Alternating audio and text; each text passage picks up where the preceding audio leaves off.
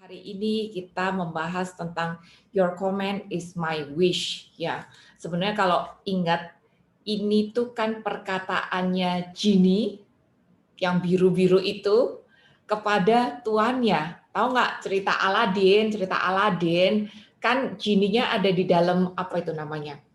Piala kan. Lalu kan pialanya harus digosok-gosok, lalu Genie-nya kan keluar tuh. Nah, pada saat si Genie keluar, dia akan nanya kepada tuannya, "Tuan, kau mau apa? Kau mau aku melakukan apa?" gitu. Dan semua yang diperkatakan tuannya, si Genie akan lakukan. Si Genie akan bilang, "Your comment is my wish." Nah, sekarang kita refleksi nih kepada diri kita sendiri. Karena sebetulnya posisi kita semua adalah hamba di matanya Tuhan Yesus. Kita adalah hamba. Sebagai hamba, bisa nggak kita jawab semua perkataan permintaan Tuhan itu tadi dengan apa yang seperti Genie katakan kepada tuannya. Your comment is my wish. Seperti itu. Ini akan menjadi refleksi kita hari ini. Aku coba share screen sebentar ya.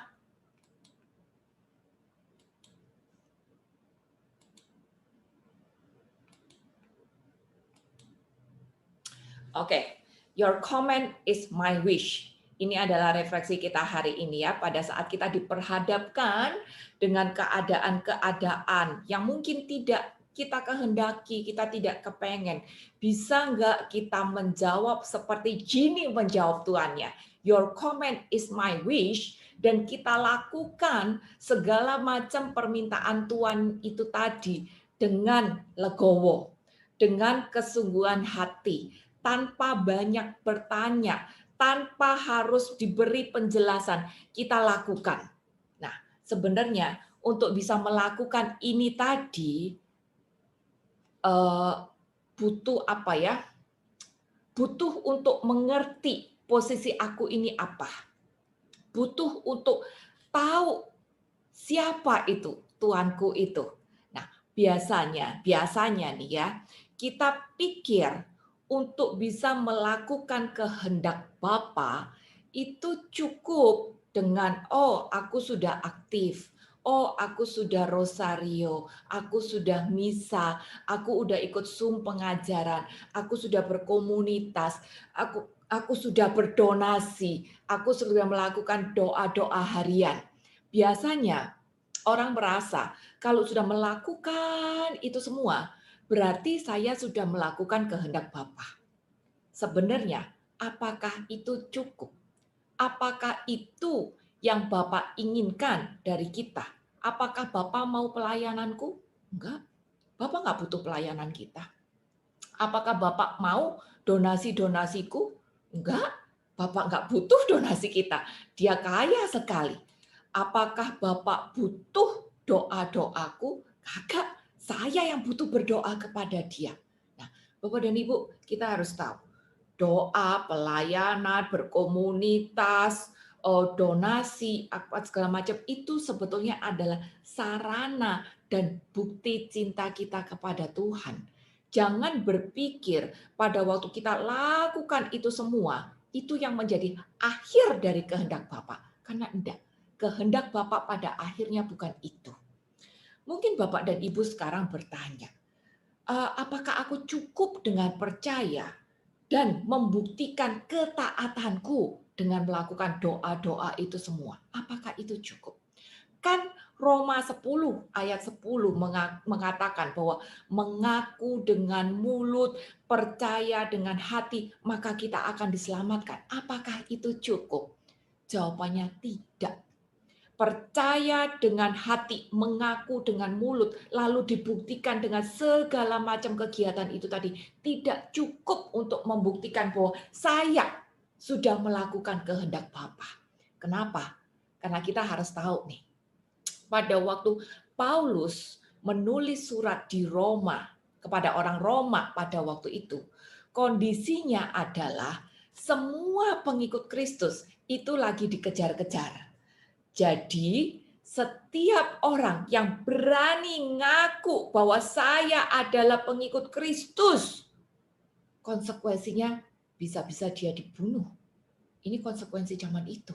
Jadi untuk berani mengaku saya adalah pengikut Kristus, itu bukan hal yang gampang pada waktu itu. Beda dengan zaman sekarang. Hari ini untuk kita ngaku bahwa saya pengikut Kristus, saya aktif di sini, itu gampang sekali. Itu gampang sekali, tidak ada resikonya untuk berani ngaku seperti itu. Tapi pertanyaannya, pada saat saya berani ngaku bahwa saya adalah pengikut Tuhan, sudahkah saya do His command? Sudahkah saya melakukan apa yang Bapak mau saya lakukan? Nah, Bapak dan Ibu, sebenarnya kalau kita baca kitab Roma, terutama bab 3 dan bab 4, itu akan dijelaskan bahwa yang Tuhan mau itu bukan cuma sekedar percaya. Yang Tuhan mau adalah kita percaya sampai beriman seperti Abraham. Itu karena ya Abraham bayar harga untuk kepercayaannya itu tadi. Sampai dia bisa dianggap sebagai bapa kaum beriman. Nah, intinya percaya aja enggak cukup. Percaya aja enggak cukup. Aktivitas-aktivitas rohani kita enggak cukup. Kenapa? Karena Yakobus 2 ayat 19 bilang, engkau percaya bahwa hanya ada satu Allah saja, itu baik. Tapi setan-setan pun juga percaya akan hal itu. Dan mereka gemeter. Mereka gemeter loh Tuhan, Bapak dan Ibu. Jadi kalau kita cuma sekedar percaya sama Tuhan Yesus, itu tidak cukup. Sekedar percaya, itu levelnya baru sama iblis. Iblis juga percaya. Bahkan mereka gemeter dengar nama Allah. Mereka gemeter dengar nama Tuhan Yesus. Apa kita gemeter dengan nama Tuhan Yesus? Kagak tuh. Biasa-biasa aja. Jadi Bapak dan Ibu, kita tidak boleh cuma sekedar percaya. Tapi level kita harus lebih dibandingkan setan-setan itu. Kita harus do something yang membuat level kita menjadi beriman. Beriman, dan itu diteladani oleh Abraham. Beriman seperti apa? Sehingga kita bisa naik level, berbeda level dengan iblis-iblis itu tadi. Beriman seperti apa? Sehingga aku bisa membuktikan bahwa aku adalah orang yang percaya sampai beriman dan benar-benar do His commands itu tadi. Bapak dan Ibu, kita tahu ya, Abraham, dia disebut sebagai bapak kaum beriman. Karena dia hidup di dalam ketaatan dan kesetiaan. Garis bawahi perkataan itu. Ketaatan dan kesetiaan. Dia bukan cuma sekedar percaya, tapi dia bisa hidup di dalam ketaatan dan kesetiaan. Pada saat Tuhan menyuruh dia untuk melakukan sesuatu yang sepertinya mustahil untuk dilakukan, apa yang dia kerjakan? Tanpa banyak tanya, dia nurut sama Tuhan. Mungkin dia tidak mengerti. Pasti dia tidak mengerti. Tapi dia nurut. Dia setia sampai akhir. Itu kenapa Abraham dianggap sebagai bapak kaum beriman. Kita tahu apa yang Bapak suruh kepada Abraham. Dia disuruh keluar dari tanah Ur menuju tanah perjanjian. Meninggalkan kenyamanannya, meninggalkan kekayaannya, meninggalkan keluarganya, meninggalkan zona nyamannya, dan dia nurut. Bukan itu aja. Bapak suruh dia untuk korbankan anaknya. Ini sesuatu yang sepertinya mustahil banget. Padahal Bapak bilang lewat anak ini Abraham akan menjadi bapa seluruh bangsa yang sebanyak pasir di lautan, sebanyak bintang di langit. Anak ini adalah anak yang dijanjikan Tuhan yang sudah ditunggu selama 25 tahun. Lah kok anak ini tahu-tahu disuruh dipersembahkan. Jelas Abraham nggak ngerti kenapa Tuhan suruh ini. Nanti bagaimana masa depannya? Nanti bagaimana janji Tuhan digenapi lewat anak ini kalau anak ini suruh dibunuh gitu. Abraham tidak ngerti. Tapi yang pasti Abraham berani untuk menjadi seorang pelaku firman. Tanpa banyak tanya, dia taat. Tanpa banyak tanya, setia. Bapak dan Ibu, ini adalah kualitas seorang hamba yang bisa mengatakan, your comment is my wish. Sering refleksikan kehidupan kita. Kita sering tidak mengerti kenapa hal ini Tuhan izinkan terjadi. Kita sering tidak mengerti kenapa aku hadapi masalah yang begitu berat.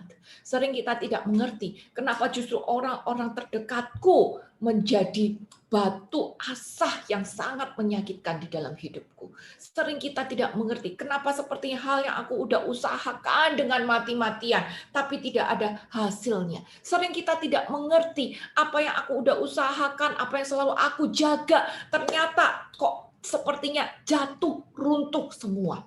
Semalam aku baru mendengarkan orang yang di masa COVID udah pekerjaannya drop, suaminya sakit parah, suaminya lagi masih baru jalanin terapi, anaknya sakit parah juga. Jadi dia dikelilingi dengan keadaan yang sangat berat dan dia tidak mengerti kenapa ini Tuhan izinkan terjadi. Ini yang sering kita alami Bapak dan Ibu. Tapi sekarang kita melihat keteladanan Abraham. Abraham bisa menghadapi keadaan yang sebenarnya dia tidak inginkan ini terjadi. Tapi dia bisa hidup di dalam ketaatan dan kesetiaannya. Ini yang Tuhan mau. Jadi kalau kita ngomong tentang iman, iman bukan bicara berapa banyak saya berdoa. Iman bukan bicara berapa banyak saya belajar di Zoom. Iman bukan ngomong berapa banyak saya donasi atau berapa banyak saya aktif. No. Tapi iman bicara, sudahkah saya hidup di dalam ketaatan dan kesetiaan pada kehendak Tuhan. Bukan cuma sekedar percaya, tapi bisa menjadi seorang pelaku firman pada saat, terutama pada saat situasi yang aku hadapi saat ini sebenarnya tidak aku inginkan. Orang-orang yang ada di depanku sebenarnya menyakitkan aku, tapi aku bisa merespon keadaan ini sesuai dengan kehendak Tuhan. Itulah ketaatan dan kesetiaan. Your comment is my wish. Bapak dan Ibu, seperti juga Gini kepada tuannya. Tuhan tidak utang penjelasan kepada kita. Walaupun kita tidak mengerti, kita boleh saja tanya sama Tuhan, Tuhan kenapa ini izinkan terjadi. Tapi Tuhan tidak utang penjelasan sama kita. Kalau Tuhan menjelaskan ya puji Tuhan. Tapi kalau Tuhan tidak menjelaskan ya tidak apa-apa juga. Justru di sini kita dilatih untuk bisa taat dan setia itu tadi. Apakah saya mengikuti kedaginganku, mencari solusi-solusi instan? Apakah saya mengikuti kedaginganku dengan marah pada orang ini, tidak mau mengampuni orang ini, tidak bisa menerima keadaan, lari dari realita? Saya tidak tahu. Tapi hari ini kita diingatkan. Kalau kita tahu bahwa saya hanyalah seorang hamba, bisa enggak saya hidup di dalam ketaatan dan kesetiaan sebagai bukti imanku kepada Tuhan di dalam kehidupan sehari-hari. Terutama pada saat kita berhadapan dengan situasi atau orang-orang yang sebenarnya menyakitkan hatiku. Yang sebenarnya berat di dalam kehidupanku sendiri.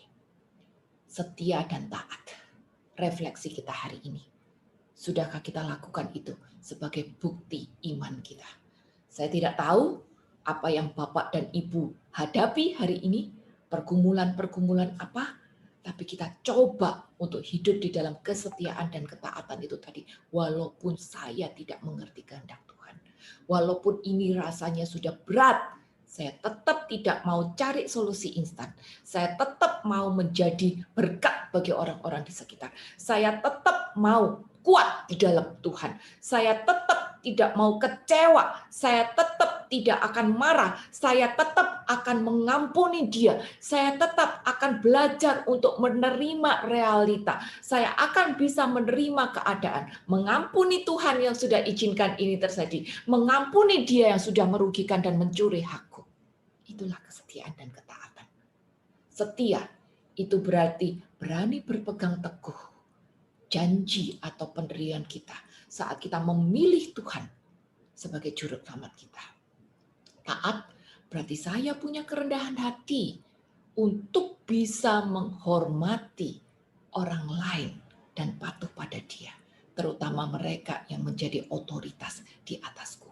Saya tahu Bapak dan Ibu, ini bukan satu hal yang gampang.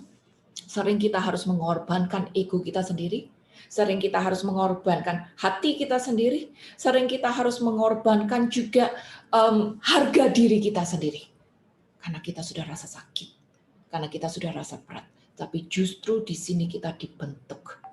Kalau kita mau hidup di dalam komennya Tuhan, taat pada komennya Tuhan, Tuhan mau kita mengampuni. Tuhan mau kita menerima keadaan. Tuhan mau kita hidup berdamai dengan sesama kita, dengan realita yang mungkin menyakitkan ini. Bagaimana respon kita? Bisa enggak kita tunjukkan iman itu tadi dengan tetap setia dan taat pada realita dan orang-orang yang ada di sekitar kita sebagai bukti iman kita. Matius 7 ayat 21. Aku yakin sebagian dari Bapak dan Ibu udah hafal ayat ini ya. Ini adalah ayat yang keluar dari mulut Tuhan Yesus sendiri. Jadi ini adalah ayat yang sangat penting yang sebenarnya sudah diulang berkali-kali. Dikatakan bukan setiap orang yang berseru kepadaku Tuhan, Tuhan akan masuk ke dalam kerajaan surga, melainkan dia yang melakukan kehendak Bapakku yang di surga. Kita tahu loh Bapak dan Ibu, apa malahan bahwa kita ini disuruh menjadi seorang pelaku firman. Bukan cuma pendengar saja, tapi pelaku firman. Nah, questionnya sekarang, sudahkah saya menjadi seorang pelaku firman ini tadi yang melakukan kehendak Bapa? Apa sih kehendak Bapa? Apa sih kehendak Bapa? Your comment is my wish. Komennya Bapak, kehendak Bapak adalah kita hidup di dalam ketaatan dan kesetiaan firman. Bahasa singkatnya adalah kasih. Dan praktek dari kasih adalah pengampunan. Praktek dari kasih adalah pengampunan. Kita lihat bagaimana Tuhan Yesus bisa mengampuni orang-orang yang menyalibkan dia. Bagaimana Tuhan Yesus mengampuni Anda dan saya yang sudah menyakitkan dia. Bagaimana ada perumpamaan orang yang sudah diampuni 10.000 talenta, dia pun harus bisa mengampuni orang yang utang cuma 100 dinar. Maka kita kalau mau melakukan kehendak Bapa, kita pun harus hidup di dalam kasih yang adalah pengampunan. Mengampuni siapa? Mengampuni orang-orang di sekitar kita yang sudah menyakitkan kita. Mungkin keluarga, mungkin rekan kerja, mungkin tetangga, mungkin teman pelayanan, mungkin teman arisan. Mengampuni juga siapa? Realita yang aku tidak ingin terjadi. COVID yang bikin ekonomi tergoncang. COVID yang bikin anak-anak tidak bisa sekolah. COVID yang bikin pekerjaan jadi kacau. Mengampuni keadaan, konflik-konflik. Mengampuni juga Tuhan. Yang kita tahu, Tuhan sudah izinkan hal ini terjadi di dalam kehidupan kita. Jadi, melakukan kehendak Bapa itu adalah yang dia mau adalah hidup di dalam kasih. Yang prakteknya adalah kesetiaan dan ketaatan di dalam pengampunan kepada orang-orang di sekitar kita. Ini yang Tuhan mau. Bisa nggak kita lakukan ini? Gitu. Aku tahu Ini bukan sesuatu yang gampang. Tapi jangan pikir kalau kita berdoa aja, dikit-dikit puji Tuhan, dikit-dikit berdoa panggil nama Tuhan, ini akan membuat kita masuk di dalam kerajaan surga. Tidak. Ayat loh yang ngomong seperti ini. Bukan orang yang berseru Tuhan, Tuhan yang masuk ke dalam kerajaan surga. Bukan. Tapi yang masuk dalam kerajaan surga adalah orang yang melakukan kehendak Bapa. Di dalam kesetiaan dan ketaatan. Walaupun itu berat, walaupun itu tidak mudah, walaupun itu merugikan harga diriku, menyakitkan aku. Tapi Tuhan mau kita melatih diri untuk hidup di dalam kesetiaan dan ketaatan. Untuk bisa menjadi seorang pelaku firman itu tadi. 1 Yohanes 4 ayat 20 bilang, jika seorang berkata, aku mengasihi Allah, dan ia membenci saudaranya, maka ia adalah pendusta. Karena barang siapa tidak mengasihi saudara yang tidak dilihatnya, gak mungkin dia mengasihi Allah yang tidak dilihatnya. Dengan kata lain, ayat ini suruh kita untuk taat. Dan ketaatan kita, kesetiaan kita, iman kita bahwa saya hidup di dalam kasih, itu dibuktikan dulu lewat apa yang kelihatan. Apa yang kelihatan? Ya sesama kita. Realita-realita yang hari ini kita dihadapi. Ini dulu yang harus kita kasihi. Ini dulu yang harus kita ampuni. Jangan, ayat bilang kan, gak mungkin kita bisa taat sama yang gak kelihatan. Kalau sama yang kelihatan aja susah. Jadi memang Tuhan suruh begini. Kita untuk latihan, melatih diri, praktek mengasihi orang yang kelihatan dulu. Walaupun dia udah menyakitkan kita loh. Walaupun dia udah merugikan kita loh. Walaupun sepertinya dia berbeda dengan aku. Dia levelnya jauh di bawah aku. Nggak seharusnya dia lakukan ini kepada aku. Tapi Tuhan suruh kita lakukan itu dulu. Bahkan dia katakan nggak mungkin lah kita taat sama yang kagak kelihatan. Kalau sama yang di depan mata aja kagak bisa. Di sini tempat kita melatih diri dan membuktikan bahwa saya punya iman yang bisa dibuktikan dengan kesetiaan dan ketaatan. Buktinya apa? Saya setia taat sama Tuhan. Orang itu sudah rugikan aku, orang itu sudah solimi aku, tapi aku bisa nyapa dia duluan. Aku bisa ngampuni dia. Aku bisa belajar untuk menerima realita. Aku tidak takut dengan keadaan. Ini adalah bukti imanku. Aku bukan cuma berteriak Tuhan, Tuhan. Aku bukan cuma rosario dan pujian dan belajar. Tapi aku terutama belajar untuk menjadi seorang pelaku firman.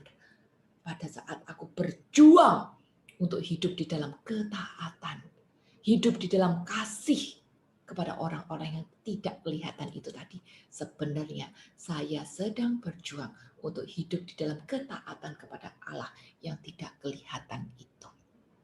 Maka di Efesus 5 ayat pertama dikatakan, jadilah penurut-penurut Allah. Jadilah penurut-penurut Allah. Kalau kita bahasa Inggrisnya bilang, kita disuruh jadi imitators of God. Peniru-penirunya Allah. Kita tahu ya kata-kata peniru ya, tiruan. Di toko-toko banyak. Ada tiruan, KW1, KW2, KW3. Kita pun harus jadi tiruannya Allah.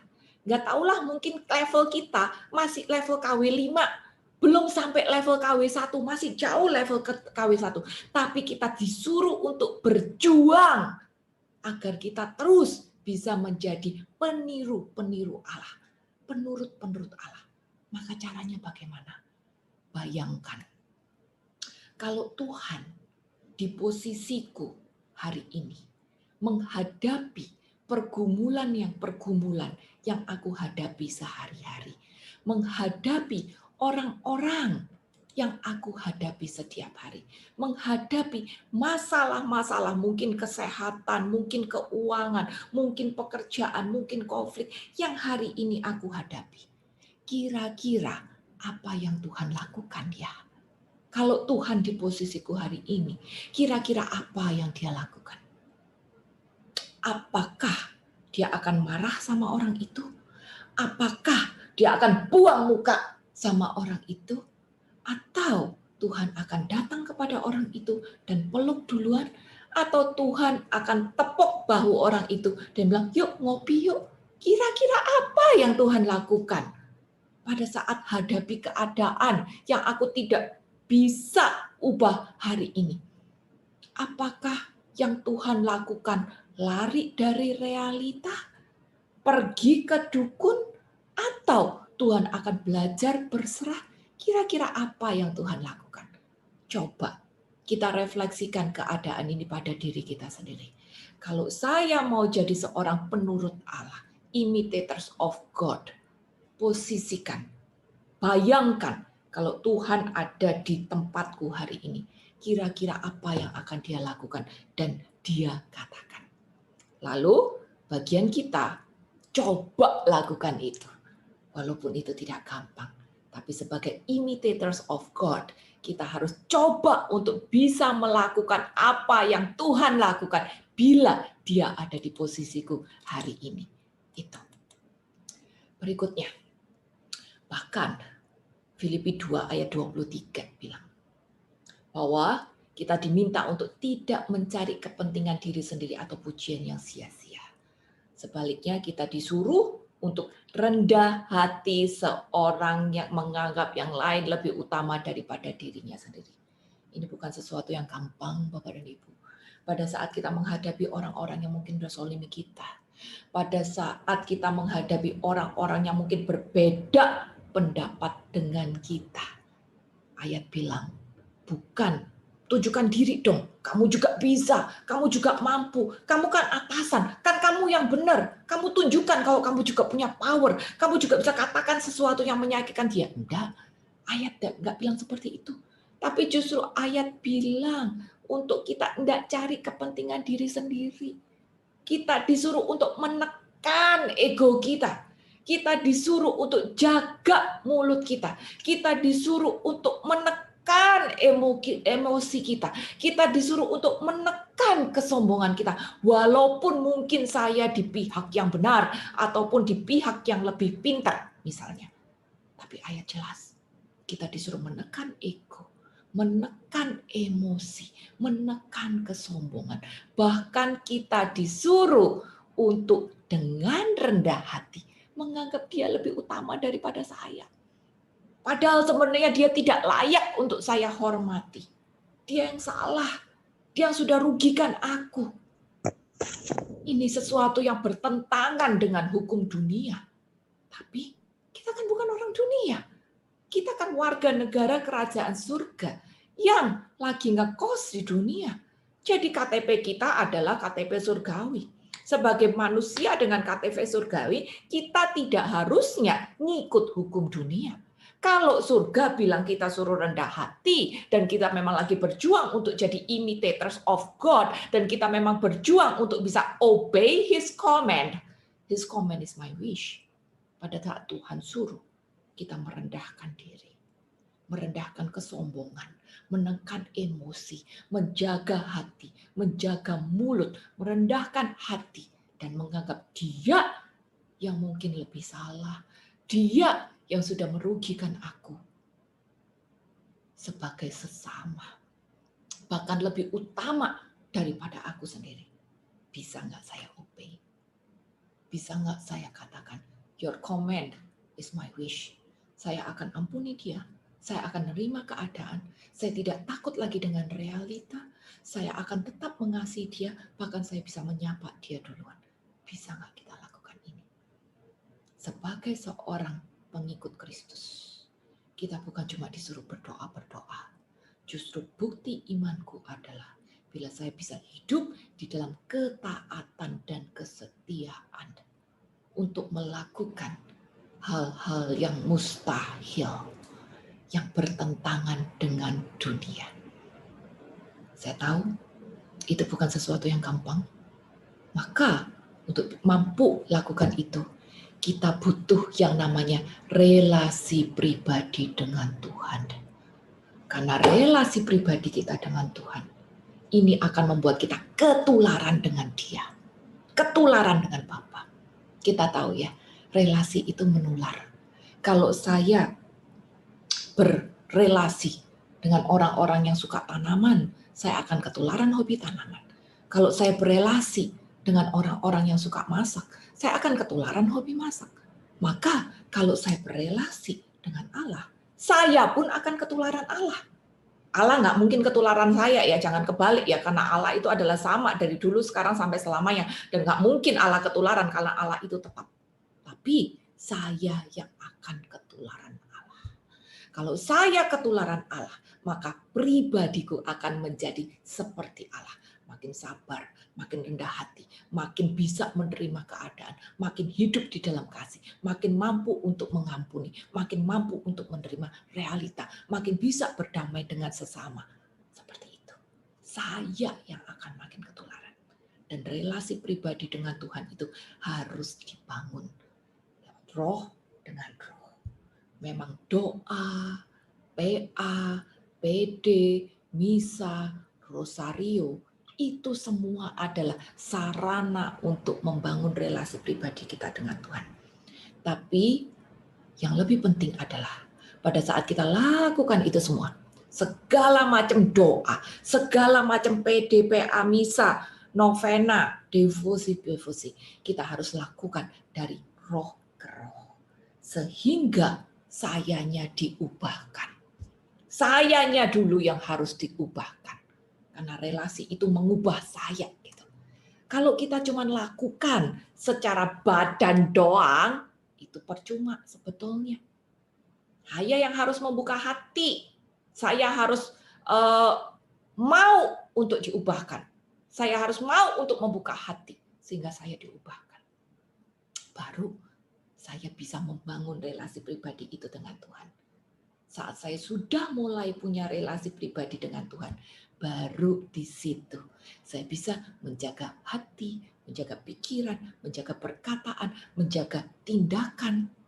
Sehingga bila keadaan yang terjadi tidak sesuai dengan apa yang aku harapkan, responku tetap menyenangkan Tuhan.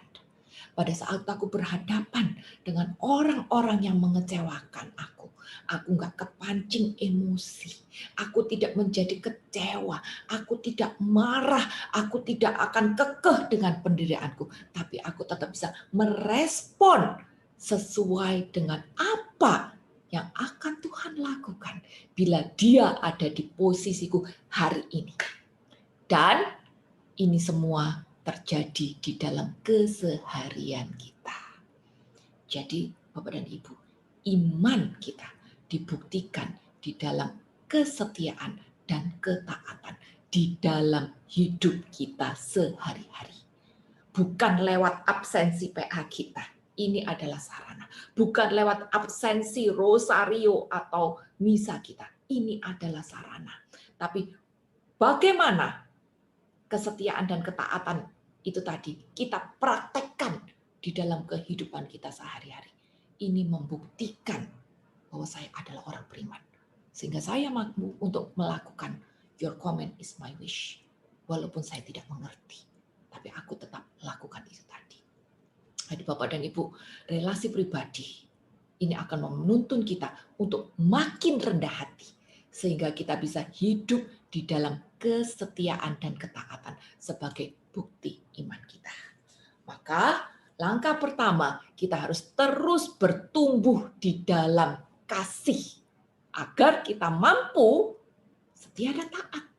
Kita harus tetap hidup di dalam relasi pribadi dengan Tuhan. Membangun relasi pribadi dengan Tuhan. Yohanes 14 ayat 15 bilang, ini perkataan Tuhan Yesus sendiri juga ya. Dia bilang, jikalau kamu mengasihi aku, kamu akan menuruti segala perintahku. Garis bawahi itu tadi, segala perintahku. Bukan sebagian dari perintahku. Bukan menuruti perintah yang aku bisa aja, yang aku mau aja, yang enak buat aku, yang aku sanggup kagak. Tapi ayat jelas bilang, kamu akan menuruti segala perintahku. Mampu kagak mampu, enteng atau berat, bisa atau kagak, ngerti atau kagak ngerti, kita disuruh untuk menjadi penurut segala perintah Tuhan. Walaupun saya tahu, kadang-kadang untuk menuruti perintah Tuhan, kayak Abraham tadi, nggak ngerti, berat, kayaknya nggak adil. Kenapa Tuhan harus saya duluan? Kenapa saya harus menerima dia duluan? Kenapa harus saya menjadi korban? Kenapa harus saya ngalah? Kenapa bukan dia yang harus ngertiin saya yang benar kok. Kenapa harus saya duluan gitu? Tapi kan Tuhan bilang, kamu harus menuruti segala perintah. Ngerti kagak ngerti, benar atau salah, kuat atau kagak kuat, kita yang harus nuruti duluan. Karena pada akhirnya ini adalah antara saya dengan Tuhan. Bukan antara dia dengan Tuhan. Antara saya dengan Tuhan. Itu. Jadi ini adalah perjuangan kita. Untuk bisa melakukan your command is my wish. Ini adalah antara saya dengan Tuhan. Bahkan lebih keras lagi. Ayat Yohanes 14 ayat 24 bilang, kalau tidak mengasihi aku, dia tidak menuruti firman-Ku. Jadi sekarang refleksi diri kita sendiri. Benar nggak saya ini mengasihi Allah? Kalau saya mengasihi, ya saya nurut. Itu aja deh. Kalau saya mengasihi, ya saya nurut. Walaupun nggak ngerti, walaupun berat. Jangan ngomong saya mengasihi, tapi saya tidak bisa nurut. Kan? Ini sebenarnya nggak mengasihi. Orang yang mengasihi mungkin diam. Mungkin tidak banyak kegiatan. Tapi di dalam kesehariannya, dia menjadi pelaku firman. Nurut. Nah, saya masuk kategori yang mana? Saya yakin kita semua sedang berjuang untuk bisa menuruti segala perintah Tuhan. Karena pada akhirnya kita sedang berjuang untuk bisa masuk di dalam kerajaan Allah. Dan untuk bisa menjadi penurut-penurut firman itu tadi. Hidup di dalam ketaatan dan kesetiaan butuh latihan. Bukan sesuatu yang instan. Butuh latihan, bahkan sejak kecil. Lukas 16 ayat 10 bilang, barang siapa setia dalam perkara kecil, ia setia juga dalam perkara-perkara besar. Barang siapa tidak benar dalam perkara kecil, ia tidak benar juga dalam perkara-perkara besar.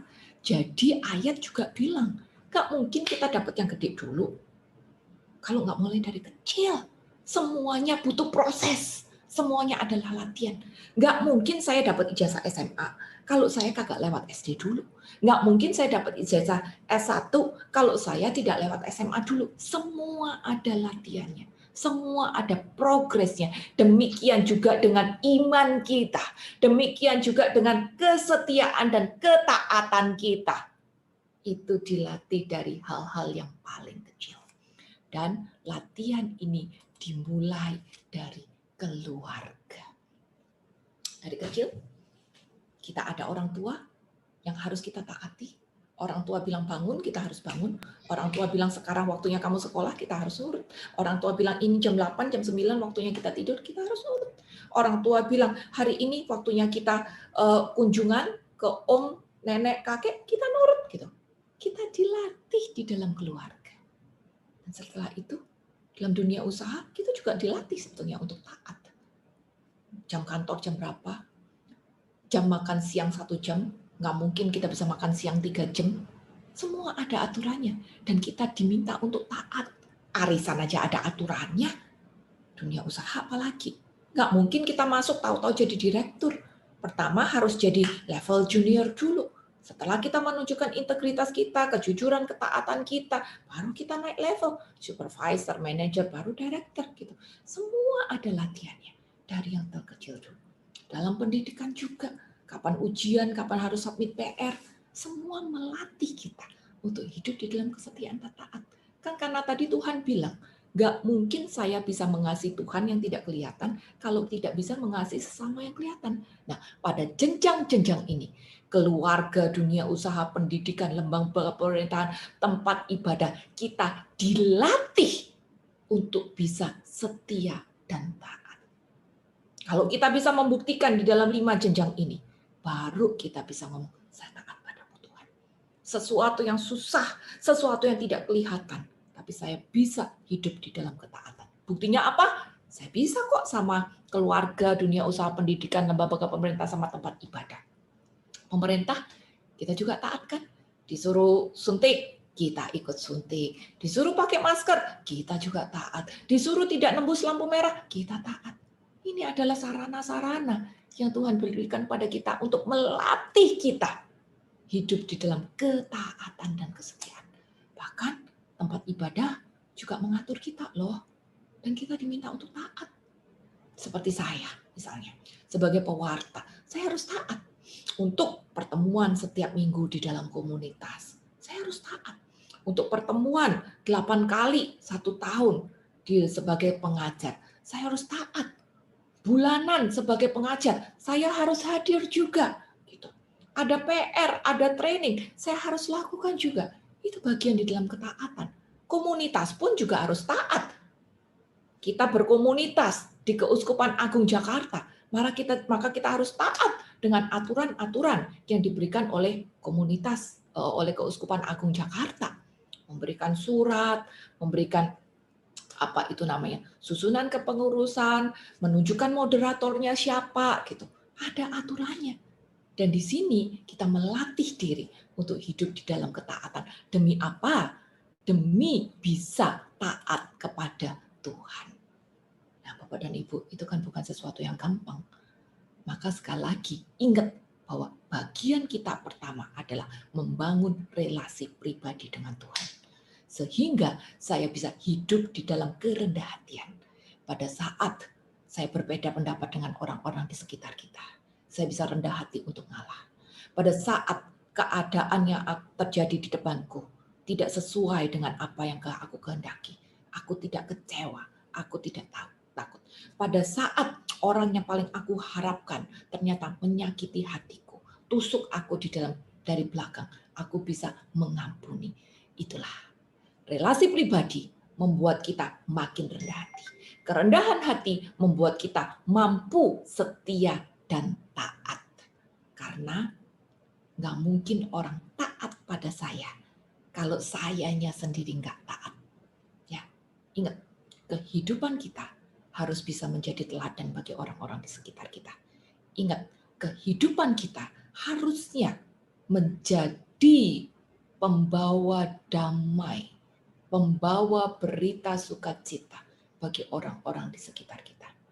Dan tugas ini sudah kita aminkan pada waktu misa. Romo bilang akhir misa, pergilah kau diutus, ya kan? Dan kita sama-sama jawab, amin. Aminnya itu bukan kepada Romo, tapi aminnya itu kepada siapa? Kepada Tuhan kan? Kita aminkan tugas berutusan itu kepada Tuhan.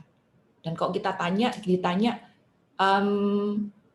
disuruh apa sih itu sebetulnya? Kita diutus untuk apa? Gitu. Kita bisa jawab, diutus untuk membawa kabar sukacita, diutus untuk mewartakan Yesus, diutus untuk mewartakan kabar keselamatan, diutus untuk membawakan kabar gembira. Ya kan? Jadi saya ini adalah messenger-nya Tuhan. Kalau saya adalah messenger-nya Tuhan, harusnya hidupku ini adalah parcel yang membawa harapan, membawa kebahagiaan bagi orang-orang di sekitarku. Kalau saya adalah messenger-nya Tuhan, harusnya saya bisa memberi teladan bagi orang-orang di sekitar kita. Kalau saya adalah messenger-nya Tuhan, harusnya saya bisa memberi teladan dalam ketaatan dan kesetiaan bagi orang-orang di sekitar. Maka pada saat orang melihat aku, dia tidak melihat aku sebagai batu sandungan, tapi dia bisa melihat aku sebagai teladan. Bayangkan kalau saya tingkah seenaknya sendiri, nipu sana, nipu sini, gitu. Orang bilang katanya aktivis. Aku percaya Bapak Ibu semua yang ada di sini adalah aktivis ya. Nggak semua orang terpanggil untuk PA, karena PA ini jauh lebih berat daripada kegiatan-kegiatan agama yang lain gitu. Jadi aku percaya kita semua di sini adalah aktivis. Jadi jangan sampai sebagai aktivis orang bilang katanya aktivis, katanya ikut ini itu ikut. Kok sikap hidupnya kayak begitu? Nah kalau kayak gitu kan berarti kita jadi batu sandungan. Enggak. Kita harus bisa menjadi teladan. Dan kadang-kadang untuk menjadi teladan itu berat. Karena saya disuruh mengasihi duluan, saya disuruh mengampuni duluan, saya disuruh tetap tidak takut walaupun keadaan berat, saya disuruh tetap percaya walaupun pergumulanku ini luar biasa bebannya, saya disuruh untuk tetap berdamai dengan keadaan. Karena nggak gampang gitu. Tapi Tuhan tetap suruh kita untuk taat. Nggak mungkin orang taat pada saya kalau saya sendiri nggak bisa taat sama Tuhan. Nggak mungkin orang taat pada saya, mendengarkan saya, kalau hidup saya tidak bisa menjadi teladan bagi orang-orang di sekitar kita. Walaupun mungkin orang lain tidak tahu, ketidaktaatanku aku sembunyikan pada saat aku sendirian, bahkan suami anak pun tidak tahu. Tapi kan Tuhan tahu. Tuhan tahu kalau saya sedang tidak taat. Di sini kita sebenarnya sudah jatuh. Dan gak mungkin orang taat pada saya kalau saya sendiri gak taat. Karena Tuhan tahu kehidupanku pribadi. Tuhan tahu apa yang aku sembunyikan, ketidaktaatan yang aku sembunyikan. Jadi Bapak dan Ibu, aku kasih contoh cerita perkawinan di Kana, Yohanes 2 ayat 5. Ini cerita pada waktu Bunda Maria minta Yesus untuk melakukan sesuatu di pesta itu tadi. Hari itu Yesus belum bermujizat. Jadi Bunda Maria pun belum pernah melihat mujizat. Ya, Bunda Maria dan semua orang di situ belum pernah melihat mujizat. Tapi pada saat Bunda Maria minta sesuatu pada Tuhan Yesus itu tadi untuk lakukan, itu dia nggak tahu jawaban Tuhan bakal gimana. Dia nggak tahu dia bakal diturutin apa enggak. Tapi Bunda Maria dengan pedenya, dia bilangkan sama pelayan-pelayan, Yohanes 2 ayat 5, apa yang dia katakan kepadamu, buat itu ya nanti ya gitu. Bunda Maria pede banget. Walaupun dia nggak tahu nanti dia tuh bakal diturutin atau Tuhan bakal lakukan apa, dia masih belum tahu secara hari itu belum ada mujizat apapun juga. Tapi Bunda Maria pede dan ngomong itu pada pelayan. Dan pelayan dengar. Ternyata apa yang Yesus suruh? Yesus suruh pelayan-pelayan penuhi 6 tempayan air. Itu bukan hal yang gampang loh. Itu padang gurun 2000 tahun yang lalu, kagak ada air, kagak ada selang. Untuk dapat air mereka harus timba dulu di luar sana, lalu gotong airnya masuk ke dalam rumah, tuang ke dalam tempayan itu tadi, bolak-balik, angkat embernya, tuang ke tempayan itu tadi, dan jumlah 6 tempayan.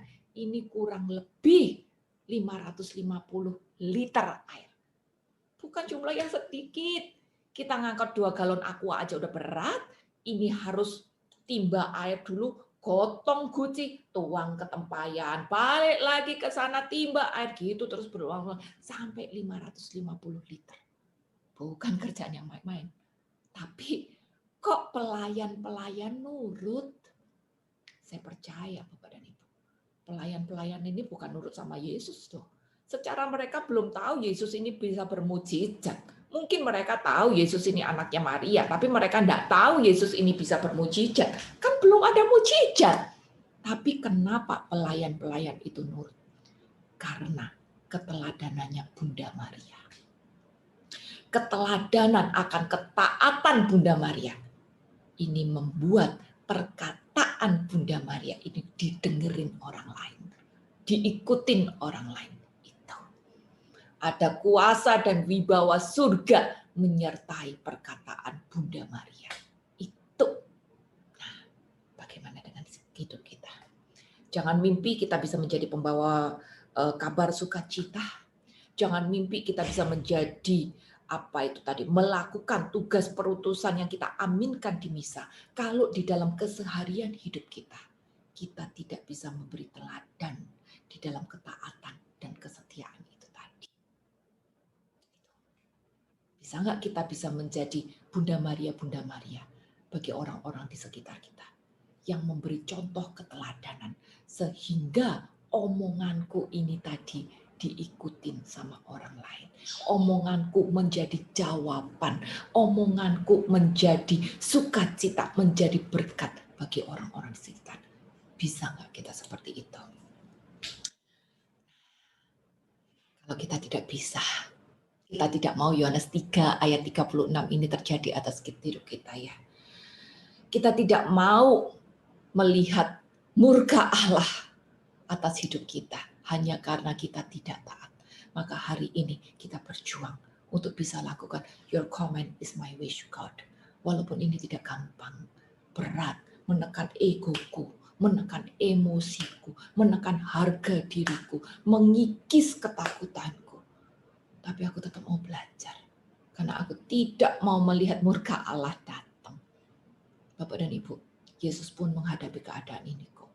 Dia sudah memberi kita teladan untuk taat. Dan apa yang dia lakukan itu jauh lebih berat daripada kita.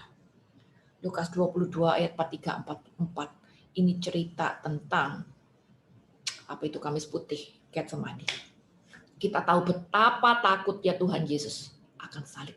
Sampai dia berdoa kepada Allah, Bapa, kalau bisa biarin cawan ini berlalu daripadaku. Tapi bukan kehendakku, biar kehendakku apa yang terjadi. Kita tahu bagaimana Tuhan takut untuk menghadapi salib dan siksaan yang akan terjadi dalam hidupnya. Tapi dia belajar untuk taat. Dia belajar untuk taat. Walaupun itu berat, sampai keringatnya, tetesan darah. Tapi dia belajar untuk taat pada kehendak Bapa. Bapak dan Ibu, apa yang Yesus lakukan adalah hal yang tersulit. Dia mampu pakul salib itu, dia mampu jalani siksaan itu, bahkan dia mampu mengampuni orang-orang yang sudah salibkan dia. Bandingkan dengan diri kita sendiri. Yang kita hadapi hari ini belum seberat Tuhan. Kita tidak sampai disalib, tidak juga disiksa. Yang kita hadapi hari ini tidak semenakutkan apa yang Tuhan hadapi. Jadi, apa yang harus dikhawatirkan? Apa yang harus ditakutkan? Tuhan sudah mengampuni lebih. Tuhan sudah menghadapi ketakutan yang lebih besar daripada kita. Bagian kita hari ini adalah ikuti teladan Tuhan Yesus yang sudah belajar untuk taat kepada Bapa walaupun itu sulit. Maka sekali lagi, bagian kita adalah terus hidup di dalam kasih Tuhan. Membangun relasi pribadi dengan Tuhan. Sehingga kita mampu hidup di dalam kerendahan hati untuk bisa setia dan taat. Walaupun apa yang kita alami tidak mudah, kita tetap bisa menjadi pelaku firman. Sehingga ada kuasa dan wibawa surga turun menyertai perkataan dan tindakanku sehari-hari. Checklist diri. Saya tahu kita semua adalah aktivis. Checklist diri kita. Apakah saya menghormati Tuhan? Apakah saya menyembah Tuhan? Bapak dan Ibu, menghormati dan menyembah itu secara fisik tindakannya sama gitu. Tapi hati dan mindsetnya berbeda. Lahiriah sama. Orang-orang di sekitar kita bisa lihat, wah ini kayaknya menyembah Tuhan, ini hormati luar biasa. Doanya kayaknya merem, kayaknya sungguh-sungguh gitu. Tapi kan Tuhan lihat hati. Dia nggak lihat fisik kita. Dia terutama lihat hati kita. Kalau hati kita memang terfokus, mindset kita memang terfokus, maka lahiriah akan mengikuti. Tapi kalau badan kita kayaknya begini-begini, hati dan pikiran belum tentu. Kita tahulah bedanya. Kita semua udah dewasa, kita tahu bedanya. Cek, saya cuma menghormati atau saya menyembah. Kita harus menyembah sampai jadi mengabdi. Kita tahu ya, seorang abdi, dia akan nurut sama Tuhannya, walaupun tidak mengerti. Seorang abdi, dia akan lakukan apa yang tuannya suruh, walaupun dia tidak kepengen untuk lakukan itu. Kita adalah abdi-abdinya Allah. Kita adalah hamba-hambanya Tuhan. Maka bisa nggak kita menyembah Dia dan mengatakan, your command is my wish. Walaupun aku tidak mengerti, walaupun aku tidak kepengen untuk lakukan itu. Tapi karena aku mengabdi kepadamu, aku mau nurut untuk melakukan kehendak-Mu. Bisa nggak kita lakukan itu? 1 Petrus 5 ayat 3 bilang, jangan kamu berbuat seolah-olah kamu mau memerintah atas mereka yang dipercayakan kepadamu, tapi hendaklah kamu menjadi teladan bagi kawanan domba itu. Sudahkah hidupku menjadi teladan dan bukan batu sandungan? Mereka ini lihat kita loh, kita yang aktivis, kita yang PA, mereka lihat kita. Maka kita harus belajar untuk jadi teladan itu tadi. Untuk bisa mengampuni, untuk bisa tidak kecewa, untuk tidak marah, untuk bisa menyapa duluan, untuk bisa memberikan jawaban. Hidup kita harus jadi teladan. Ditekankan lagi di Titus 2 ayat 7. Jadikan dirimu sendiri suatu teladan dalam berbuat baik. Hendaklah engkau jujur dan bersungguh-sungguh dalam pengajaranmu. 2 kali. Dan sebenarnya ada banyak ayat lain meminta hidup kita jadi teladan. Saya tahu Bapak dan Ibu, ini bukan hal yang gampang. Tapi tetap kita harus perjuangkan, usahakan agar benar-benar hidup kita berkenan di hadapan Allah. Agar benar-benar sikap batin dan mindset kita mengabdi kepada Tuhan. Sehingga kita bisa katakan, your command is my wish. Dan aku lakukan ini dengan segenap hatiku untuk menyenangkan Engkau. Ayat terakhir, kita tahu semua senang upah.